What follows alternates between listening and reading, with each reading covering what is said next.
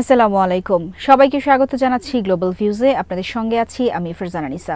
আজ জানাবো আন্তর্জাতিক গণমাধ্যমে আলোচিত সংবাদ ও বিশ্লেষণ। মুহুর্মুহু হামলায় আবার কেঁপেছে ইসরায়েল। বহু সেনা ঘাঁটি ও ইহুদি বসতিতে প্রচণ্ড আঘাত হেনেছে হিজবুল্লাহ রকেট ও ড্রোনের ঝাঁক। প্রতিরোধ সংগঠনটি জানিয়েছে যুদ্ধবিরতি নয়, ইসরায়েলের সঙ্গে দীর্ঘ যুদ্ধের জন্য সব ধরনের প্রস্তুতি সম্পন্ন করেছেন তারা।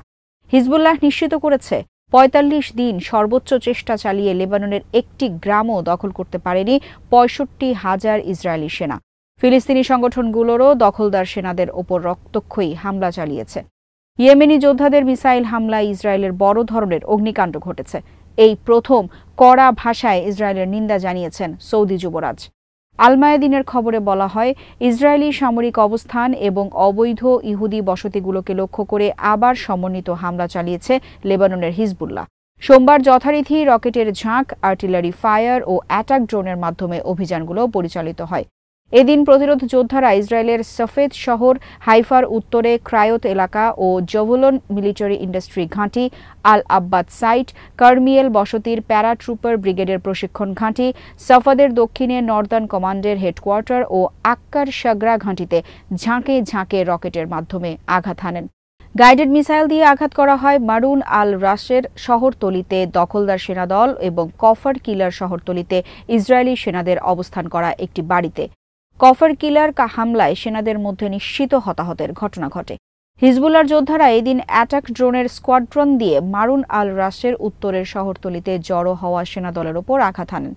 সীমান্ত থেকে ৬৫ কিলোমিটার গভীরে হাইফার দক্ষিণে গোলানি ব্রিগেডের প্রধান প্রশিক্ষণ ঘাঁটি এবং আভিভিম বসতির সেনা গ্রুপিংয়ে আঘাত হানে হিজবুল্লাহর কামিকাজে ড্রোনের ঝাঁক।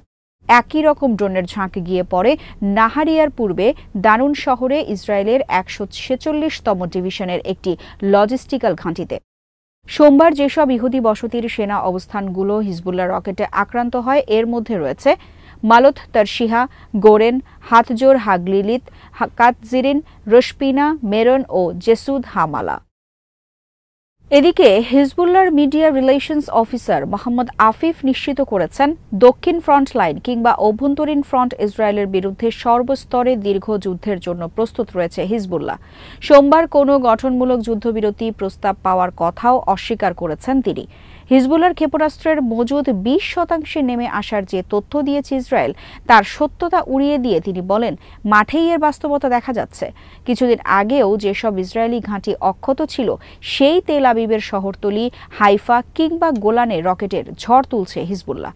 এ সময় তিনি ফাতে 110 ক্ষেপণাস্ত্র প্রবর্তনের কথা তুলে ধরে বলেন, বিস্তৃত এবং বৃহত্তর বৈচিত্র্যের এই ক্ষেপণাস্ত্র ব্যাপক ভিত্তিতে মোতায়েন করা হচ্ছে। প্রতিরোধ যোদ্ধাদের পর্যাপ্ত প্রস্তুতির কথা জানিয়ে আফিফ নিশ্চিত করেন, দীর্ঘস্থায়ী যুদ্ধ মাথায় রেখে যথেষ্ট অস্ত্র ও অন্যান্য সামরিক সরঞ্জাম সরবরাহ চলছে, সর্বস্তরে পর্যাপ্ত প্রস্তুতি সম্পন্ন হচ্ছে। তিনি জানান, ৪৫ দিনের প্রচণ্ড লড়াইয়ে ৫ মিলিটারি ইউনিট, ২ ব্রিগেড ও ৬৫,০০০ সেনা নিয়ে ইসরায়েল লেবাননের একটি গ্রামও দখল করতে পারেনি। গাজা যুদ্ধের ৪০২তম দিনে উপত্যকা জুড়ে বিশেষ করে উত্তরাঞ্চলে দখলদারদের বিরুদ্ধে প্রচণ্ড লড়াই করেছেন ফিলিস্তিনি যোদ্ধারা। হামাসের আল কাসসাম ব্রিগেড জানিয়েছে, সোমবার তারা জাবালিয়া ক্যাম্পের পশ্চিমে শাফতাবি এলাকায় ট্যান্ডেম শেলের মাধ্যমে ইসরায়েলের একটি মার্কাভা 4 ট্যাঙ্কে আঘাত হানেন। ইসলামিক জিহাদের আল কুদস ব্রিগেডসের যোদ্ধারা এই দিন একই ধরনের অস্ত্র দিয়ে ক্যাম্পের কেন্দ্রস্থলে আল তাওবা এলাকায় অনুপ্রবেশ করা আরেকটি মার্কাভা ট্যাঙ্কে আঘাত করেন। আল আকসা মার্টার্স ব্রিগেডস নিশ্চিত করেছে, জাবালিয়া ক্যাম্পের কেন্দ্রস্থলে তারাও অ্যান্টি আর্মার শেল ব্যবহার করে ইসরায়েলের একটি মিলিটারি ভেহিকলে আঘাত করেন। মার্টার আব্দুল কাদের আল হুসাইনি ব্রিগেডসের সাথে যৌথভাবে তারা নেতজারিম অক্ষের ইসরায়েলি কমান্ড অ্যান্ড কন্ট্রোল হেডকোয়ার্টারেরও বিপুল পরিমাণ রকেট এবং হাই ক্যালিবার মর্টার নিক্ষেপ করেন। মুজাহিদিন ব্রিগেডস এদিন একটি ভিডিও প্রকাশ করে, যেখানে নেতজারিমে ইসরায়েলি কমান্ড সেন্টারে বেশ কিছু হাসেব 111 রকেট নিক্ষেপের দৃশ্য দেখা গেছে।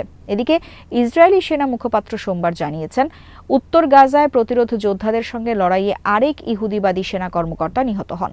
এই কর্মকর্তা এইলাত লুথার ইউনিটের দলনেতা ছিলেন। জাবালিয়ায় রকেট চালিত গ্রেনেডের আঘাতে তিনি নিহত হন বলে জানান মুখপাত্র। এদিকে সোমবার অধিকৃত পশ্চিম তীরের বেইত লাহমে আল খাদার শহরের পাশে ইসরায়েলের মিলিটারি চেক পয়েন্টে কর্মরত সেনাদের ওপর গাড়ি তুলে দিয়েছেন এক চালক। এতে 4 সেনা গুরুতর আহত হন। এরপর হামলাকারী দ্রুত সটকে পড়েন। সম্প্রতি দখলদার সেনাদের ওপর এই ধরনের বেশ কয়েকটি হামলা চালিয়েছেন ফিলিস্তিনি যোদ্ধারা। ইসরায়েলের মধ্যাঞ্চলে সফল হামলা চালিয়েছে ইয়েমেনের হুথি আনসারুল্লাহ সমর্থিত সশস্ত্র বাহিনী। ইসরায়েলি মিডিয়া জানিয়েছে, ইয়েমেন থেকে ছোঁড়া একটি ক্ষেপণাস্ত্র জেরুজালেমের কাছে পড়লে আগুন ছড়িয়ে পড়ে। সোমবার ইরান সমর্থিত গোষ্ঠীটি জানিয়েছে, ফিলিস্তিন ও লেবাননের জনগণের সমর্থনে জাফার দক্ষিণ পূর্বের নাহাল সোরেক সামরিক ঘাঁটি লক্ষ্য করে একটি অভিযান চালানো হয়। এতে সেখানে আগুন ধরে যায়। ইসরায়েলি সামরিক বাহিনী এএফপিকে জানায়, জেরুজালেমের পশ্চিমে বেইত শেমেশ এলাকায় ইয়েমেন থেকে আসা একটি ক্ষেপণাস্ত্র প্রতিহত করা হয় এবং এর ফলে আগুন ধরে যায়। এদিকে ইরাকি যোদ্ধারা ইসরায়েলে আবার ড্রোন হামলা চালিয়েছেন। ইসলামিক রেজিস্ট্যান্স ইন ইরাক জানিয়েছে, ফিলিস্তিন এবং লেবাননের জনগণের সমর্থনে মঙ্গলবার ভোরে তাদের যোদ্ধারা কয়েকটি ড্রোন ব্যবহার করে দক্ষিণ ইসরায়েলে আঘাত হানেন। ইসরায়েলের প্রধানমন্ত্রী বেনিয়ামিন নেতানিয়াহু নিজের রাজনৈতিক ও ব্যক্তিগত ফায়দার জন্য গাজা ও লেবাননে যুদ্ধ জারি রেখেছেন বলে অভিযোগ করেছেন দেশটির সেনাবাহিনীর অবসরপ্রাপ্ত জেনারেল ইসরায়েল জিভ। ইসরায়েলি সম্প্রচার মাধ্যম চ্যানেল 12কে এক সাক্ষাৎকারে তিনি বলেন, নেতানিয়াহুর এই বিষয়টি নিয়ে আপত্তি তোলার কারণেই মন্ত্রিত্ব হারাতে হয়েছে ইয়োভ গালান্টকে। জিভ বলেন, গাজায় ইসরায়েলি বাহিনীর সামরিক অভিযানের প্রাথমিক ও প্রধান লক্ষ্য ছিল হামাসের হাতে থাকা জঙ্গিদের মুক্ত করা। কিন্তু যুদ্ধ শুরুর অল্প কিছু দিনের মধ্যেই আমরা বুঝলাম, জিম্মিদের মুক্ত করা এই যুদ্ধের অগ্রাধিকার নয়। তিনি আরও বলেন, শুরু থেকেই যুদ্ধের সার্বিক ব্যবস্থাপনার দায়িত্বে ছিলেন নেতানিয়াহু। মূলত তার নির্দেশনার কারণেই একসময় জিম্মিদের মুক্ত করার প্রাথমিক লক্ষ্য গুরুত্বহীন হয়ে পড়ে। নেতানিয়াহু নিজের রাজনৈতিক ও ব্যক্তিগত ফায়দাকে অগ্রাধিকার দিয়ে যুদ্ধের নির্দেশনা দিতে থাকেন। ইয়োয়াভ গ্যালান্ট এই নিয়ে আপত্তি তোলার কারণেই তাকে মন্ত্রিত্ব হারাতে হয়েছে। জেনারেল জিভ বলেন, নেতানিয়াহু নিজে মিথ্যে দিয়ে ঢাকা, তার মধ্যে সত্যতার কোনো স্থান নেই। মুসলিম ও আরব বিশ্বের নেতারা অবরুদ্ধ গাজা উপত্যকা ও লেবাননে ইসরায়েলের ভয়াবহ আগ্রাসন বন্ধ করার আহ্বান জানিয়েছেন। সোমবার রিয়াদে আরব লীগ এবং ওআইসির যৌথ শীর্ষ সম্মেলন থেকে এই আহ্বান জানানো হয়। সম্মেলনে আরব লীগের মহাসচিব আহমেদ আবুল গেইত গাজা ও লিবাননে ইসরায়েলি আগ্রাসনের নিন্দা জানিয়ে বলেন, ফিলিস্তিনি জনগণের চলমান দুর্দশা ভাষায় প্রকাশ করা সম্ভব নয়। চলমান ইসরায়েলি আগ্রাসনের ফলে ফিলিস্তিনে একটি টেকসই শান্তি প্রতিষ্ঠার পথ রুদ্ধ হয়ে পড়েছে। ফিলিস্তিনি শাসন কর্তৃপক্ষের প্রেসিডেন্ট মাহমুদ আব্বাস ইসরায়েলি আগ্রাসনের মুখে ফিলিস্তিনি জনগণের পাশে দাঁড়ানোর জন্য আরব ও মুসলিম দেশগুলোর প্রতি আহ্বান জানান। ফিলিস্তিনি জনগণের ভাগ্য নির্ধারণ করার জন্য গণভোটের আয়োজন করাকে ফিলিস্তিন সংকটের একমাত্র টেকসই সমাধান বলে মন্তব্য করেন ইরানের প্রথম ভাইস প্রেসিডেন্ট মোহাম্মদ রেজা আরেফ। তিনি বলেন, মুসলমান, খ্রিস্টান, ইহুদি নির্বিশেষ ফিলিস্তিনের মূল অধিবাসীদের মধ্যে ইরান একটি গণভোট আয়োজনের প্রস্তাব করছে, যার মূল মন্ত্র হবে প্রতি ফিলিস্তিনি একটি ভোট। তিনি বলেন, এই প্রস্তাব বাস্তবায়ন হলে ফিলিস্তিনি জনগোষ্ঠী তাদের ভাগ্য নির্ধারণ করার অধিকার ফিরে পাবে।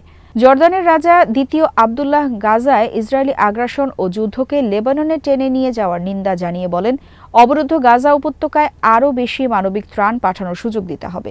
সম্মেলনে লেবাননের প্রধানমন্ত্রী নাজিব মিকাতি মুসলিম নেতাদের সতর্ক করে দিয়ে বলেন, লেবানন তার ইতিহাসের সবচেয়ে খারাপ সংকটের মধ্য দিয়ে যাচ্ছে। বিশ্ব ব্যাংকের প্রতিবেদন তুলে ধরে মিকাতি জানান, এখন পর্যন্ত তার দেশে ইসরায়েলি আগ্রাসনে $850 কোটি ক্ষতি হয়েছে। ইরানের প্রস্তাবে অনুষ্ঠিত রিয়াদ সম্মেলনে অন্তত 50টি আরব ও মুসলিম দেশের নেতারা অংশগ্রহণ করেন। সৌদি আরব লেবাননে ইসরায়েলি আগ্রাসনের বিরোধী বলে জানিয়েছেন সৌদি যুবরাজ মোহাম্মদ বিন সালমান। একই সঙ্গে তিনি বলেছেন, লেবাননে আগ্রাসন চালিয়ে এবং ইরানের সার্বভৌমত্ব লঙ্ঘন করে ইসরায়েল নিন্দনীয় কাজ করেছে। সোমবার ওআইসি এবং আরব লীগের শীর্ষ সম্মেলনে বিন সালমান বলেন, এই সম্মেলন আয়োজনের প্রস্তাব করার জন্য আমি বন্ধু ও ভ্রাতৃপ্রতিম দেশ ইরানকে ধন্যবাদ জানাচ্ছি। ফিলিস্তিনি জাতির ওপর ইসরায়েলের ভয়াবহ আগ্রাসন এবং সেই আগ্রাসনের পরিধি লেবাননে বিস্তৃত করার কারণে এই সম্মেলন অনুষ্ঠিত হচ্ছে জানিয়ে সৌদি যুবরাজ বলেন, সৌদি আরব আবারও ফিলিস্তিনি ইসরায়েলি জাতিগত শুদ্ধি অভিযানের নিন্দা জানাচ্ছে, যেখানে 1.5 লাখেরও বেশি মানুষ নিহত হয়েছেন। লেবাননে ইসরায়েলি আগ্রাসনের পরিণতি ভয়াবহ হবে জানিয়ে বিন সালমান বলেন, চলমান অবস্থার অবসান ঘটানোর জন্য জাতিসংঘকে এগিয়ে আসতে হবে এবং ফিলিস্তিনি ভূখণ্ডের ওপর ইসরায়েলি দখলদারিত্বের অবসান ঘটাতে হবে। গত বছরের ৭ অক্টোবর থেকে গাজায় ইসরায়েলি ভয়াবহ গণহত্যা ও অপরাধযজ্ঞ শুরু হলেও এই প্রথম সৌদি যুবরাজকে কড়া ভাষায় ইসরায়েলের নিন্দা জানাতে দেখা গেল। এছাড়া তিনি এই প্রথম ইসরায়েলের মোকাবেলায় ইরানের পক্ষে শক্ত কোনো বক্তব্য দিলেন। আল জাজিরা জানিয়েছে, গাজার আল মওয়াসিতে তথাকথিত সেফ জোনে ইসরায়েলি ড্রোন হামলায় অন্তত ১০ ফিলিস্তিনি নিহত হয়েছেন। নুসাইরাত শরণার্থী শিবিরে বিমান হামলায় নিহত হন আরও ২০ জন। গাজার স্বাস্থ্য মন্ত্রণালয় জানিয়েছে, গত বছরের অক্টোবরে গাজায় ইসরায়েলি হামলা শুরুর পর এ পর্যন্ত অন্তত ৪৩,৬০৩ ফিলিস্তিনি নিহত হন। একই সময়ে লেবাননে ইসরায়েলি হামলায় নিহত হন ৩,২৪৩ জন। এয়ার ইন্ডিয়ার বিমানে হামলার হুমকির পর খালিস্তানপন্থী সংগঠন শিখ ফর জাস্টিসের নেতা গুরুপতবন্ত সিং পান্নুনের নিশানায় এবার হিন্দু মন্দির। সেই তালিকায় রয়েছে অযোধ্যার রাম মন্দিরও। পান্নুর নতুন একটি ভিডিও বার্তা প্রকাশ করেছেন, যেখানে তিনি দাবি করেন আগামী ১৬ এবং ১৭ নভেম্বর হামলা করা হবে হিন্দু মন্দিরে। ভিডিও বার্তায় তিনি বলেন, সহিংস হিন্দুত্ববাদ মতাদর্শের জন্মস্থান অযোধ্যার ভিত্তি আমরা কাঁপিয়ে দেব। ওই ভিডিওতে রাম মন্দিরের উদ্বোধনের সময়কার ছবি দেখানো হয়। শুধু রাম মন্দির নয়, আরও কয়েকটি হিন্দু মন্দিরে হামলার হুমকি দিয়েছেন পান্নুন। ভারতীয় শিখ ধর্মাবলম্বীদের জন্য স্বাধীন রাষ্ট্রের দাবিতে আন্দোলন করা খালিস্তান মুভমেন্ট নেতা পান্নুন গত মাসে এয়ার ইন্ডিয়ার বিমানে হামলার হুমকি দিয়েছিলেন। যাত্রীদের সতর্ক করে তিনি জানিয়েছিলেন, ১ থেকে ১৯ নভেম্বর কেউ যেন এয়ার ইন্ডিয়ার বিমানে যাত্রা না করেন। তিনি বলেছিলেন, শিখদের গণহত্যার প্রতিশোধ নিতে এয়ার ইন্ডিয়ার বিমানে হামলা চালানো হবে। আজ এখানেই শেষ করছি। সবাই ভালো থাকুন, সুস্থ থাকুন আর দেখতে থাকুন বিডি ভিউজ। চ্যানেলটি ভালো লাগলে সাবস্ক্রাইব করুন, সংযুক্ত থাকুন আমাদের ফেসবুক পেজে। আল্লাহ হাফেজ।